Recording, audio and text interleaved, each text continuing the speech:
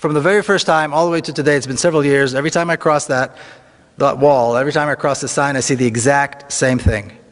I see traffic jams, I see children going to school, which is probably the most common sight in Palestinian areas, is children coming and going to school. I see people going to work, I see shops. I've yet to see the Palestinians that want to kill me. I've yet to see the Palestinians ready with machine guns and tanks and F-16s ready to bomb me because I'm an Israeli. I've yet to see that.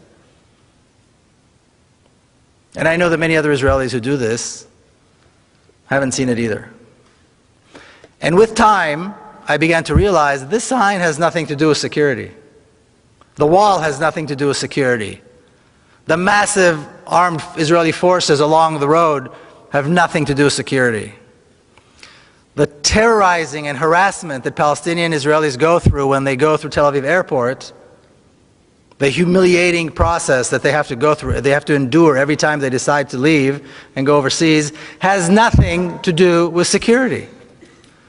It has everything to do with racism, with hatred, and with a deep desire to keep us apart, to keep me privileged and them with no rights. That's the name of the game. That's what it's all about. Now in this picture I stand with my friend Jamal, who sat in Israeli prison for many, many years. In fact, he was given a life sentence, but he was exchanged in one of the prisoner exchanges between Israel and the PLO. And the reason he was given a life sentence is because he killed a soldier. He and 3 others saw 2 young Israeli soldiers guarding a bank in Ramallah, of all things.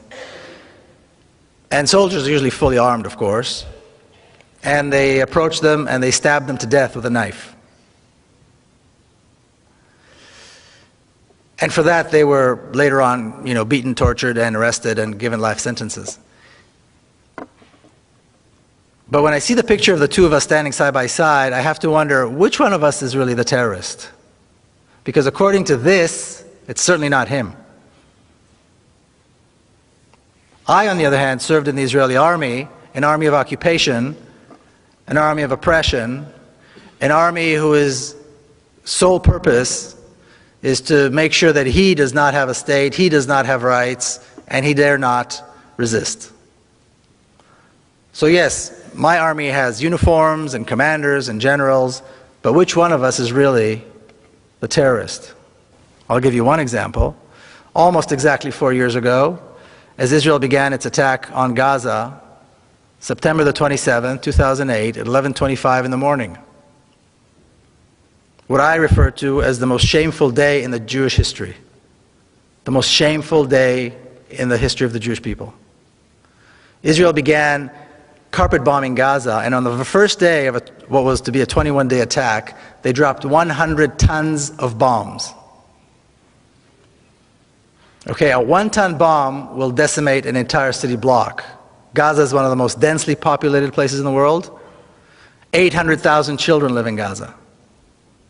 11:25 is exactly the time when the morning school shift and the afternoon school shift change. So all the kids are in the streets. All the children are on the streets.